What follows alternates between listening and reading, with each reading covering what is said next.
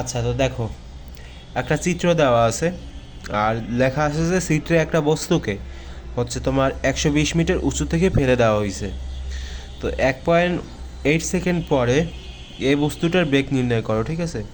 তো কিছু সময় পর এই বস্তুটার বেগ নির্ণয় করতে বলছে, ঠিক আছে? তো এখানে মূলত আমরা কী সূত্র ব্যবহার করবো বলো তো? আমরা একটা সূত্র জানি না?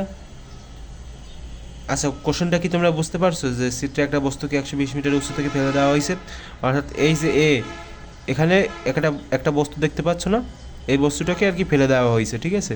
তো মনে করো বস্তুটা এই পর্যন্ত এলো 1.8 সেকেন্ডে। তো এই মুহূর্তে এর বেগটা কত হইবে সেটা আর কি বের করতে বলছে, ঠিক আছে? মনে করো সাপোজ আর কি মনে ধরে নাও আর কি যে এখানে বস্তুটা আছে এখন, এখন এই মুহূর্তে এর বেগটা কত সেটা।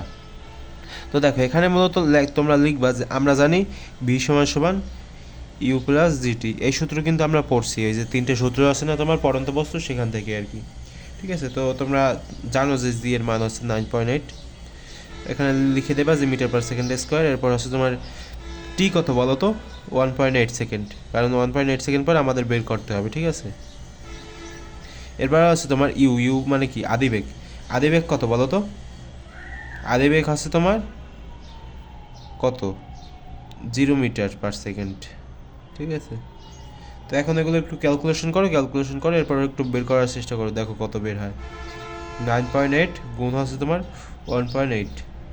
তো এখন যদি আমরা এগুলো ক্যালকুলেশন করি তাহলে তোমার যে বেগটা বের হবে সেটা হচ্ছে যে 9.8 গুণ হচ্ছে তোমার 1.8, দেখো কত আসে। 17.64, 17.64 মিটার পার সেকেন্ড। তো 1.8 সেকেন্ড পর হচ্ছে আমার বস্তুটার বেগ হচ্ছে তোমার 17.64 মিটার পার সেকেন্ড, ঠিক আছে? এটা হচ্ছে আমাদের বি এর মান। তো এরকমভাবে এগুলো বের করা যায়। আর এখানে আমাদের কিন্তু এই যে 120 মিটার উচ্চতার মানে উঁচু থেকে যে ফেলে দেওয়া হয়েছে, এই যে জিনিসটা, এটা কিন্তু আমাদেরকে মানে আমাদের কিন্তু কোনো কাজেই লাগে নাই, এটা কিন্তু এখানে শুধু শুধু দেওয়া হয়েছে। তো এটা হচ্ছে তোমার কুমিল্লা বোর্ড, ঠিক আছে? তো এটা হচ্ছে তোমার কুমিল্লা বোর্ড 16 সালের একটা কোশ্চেন, এটা হচ্ছে তোমার গ নাম্বারে আসছিল। তো এই যে 120 মিটার এগুলো দিয়ে ঘ নাম্বারে আর কি ম্যাথ করা হবে। তো দেখতে থাকো আর কি।